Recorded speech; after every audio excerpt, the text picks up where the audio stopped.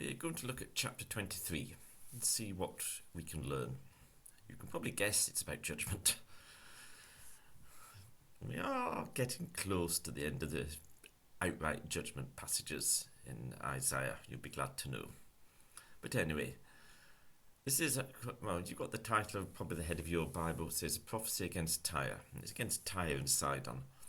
A prophecy against Tyre. Where were you, ships of Tarshish? For Tyre is destroyed and left without house or harbour.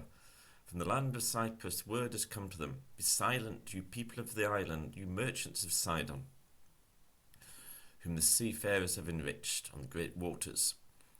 Came the grain of Shihor, and the harvest of the Nile was the revenue of Tyre.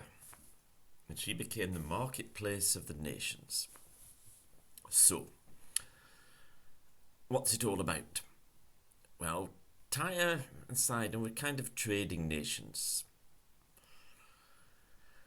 And they made their money from trade. They weren't militarily particularly important. They could remember the you won't remember the Second World War. I don't remember the Second World War, but if you know anything about the Second World War, Switzerland and Sweden remained neutral, and Switzerland in particular is very much prides its neutrality. They kept out of the conflicts. Tyre and Sidon kind of wanted to keep out of the conflicts. They just wanted to make money. Any Swiss people listen to this might find kind of a rather offensive implication there, but never mind. And what is God saying here is there's no escape. There's no escape from God's judgment. Every single nation, every single person is answerable to God. And when you look at the world, you can see at various times some nation or peoples and the strategy they adopt seems to be working. Seems to make them, usually in these days, financially better off than other nations. The most important point is whether an individual or whether a group of people bow down to God or not, whether they honour the Lord or not. In verse 9 he says, The Lord Almighty planned it to bring down her pride in all her splendour and to humble all who are renowned on the earth. So there's no escape from this.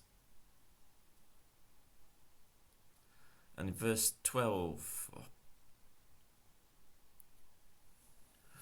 the second part, up cross over to Cyprus, even there you will find no rest. Look at the land of the Babylonians, a people that is now of no account. That's talking about the destruction of Babylon by the Assyrians in roughly about 700, give or take a few years, BC.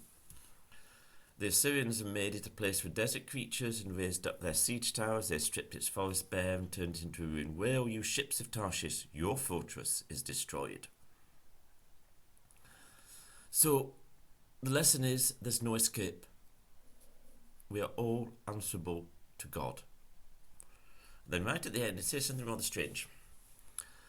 At the end of 70 years the Lord will deal with Tyre. She will return to her lucrative prostitution, which is referring to the trade that she plied. See, it wasn't prostitution, it was just normal trade. And will ply her trade with all the kingdoms on the face of the earth. Yet her profit and her earnings will be set apart for the Lord.